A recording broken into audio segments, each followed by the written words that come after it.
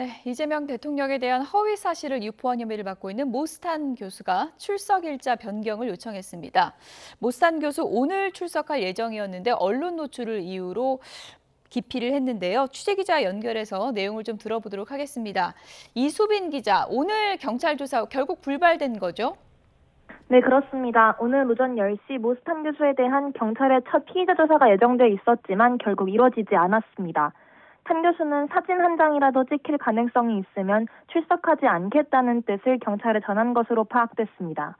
이후 탄 교수 측은 경찰이 개인정보 보호 조치를 이행하지 않았다며 출석길 변경 요청서를 제출한 것으로 확인됐습니다. 언론의 출석 장면이 노출되는 상황에 반발한 건데요.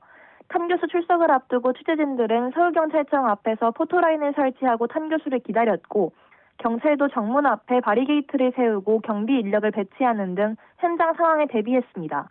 하지만 탄 교수가 끝내 모습을 드러내지 않으면서 취재진과 경찰 인력도 모두 철수한 상태입니다. 앞서 경찰은 탄 교수가 부정선거 의혹을 검증하겠다며 지난달 28일 입국한 뒤 출석 요구에 응하지 않자 법무부에 출국 정지를 요청했습니다. 법무부는 오는 30일까지 탄 교수에 대한 출국 정지 처분을 내린 상태입니다. 네, 탄 교수가 받는 혐의도 정리를 좀 해보죠. 네, 모스탄 교수는 지난해 6월 미국 워싱턴에서 열린 기자회견에서 이 대통령이 청소년 시절 강력범죄에 연루됐다는 허위 사실을 유포해 명예를 훼손한 혐의를 받고 있습니다. 이는 법원에서 허위로 밝혀진 주장으로 최초 유포자는 벌금형을 선고받기도 했습니다.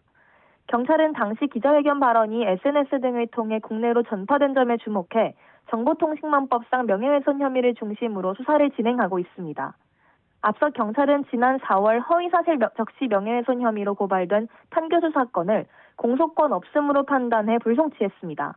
경찰은 탄 교수의 국적이 미국이고 문제의 발언을 한 장소도 국내가 아니어서 공소권이 없다고 판단해 이같이 처분했다고 밝혔습니다. 하지만 검찰이 해당 부분에 대해 재수사를 요청하면서 이를 포함해 명예훼손 혐의 전반에 대한 사실관계를 확인하고 있습니다. 지금까지 사회부에서 전해드렸습니다.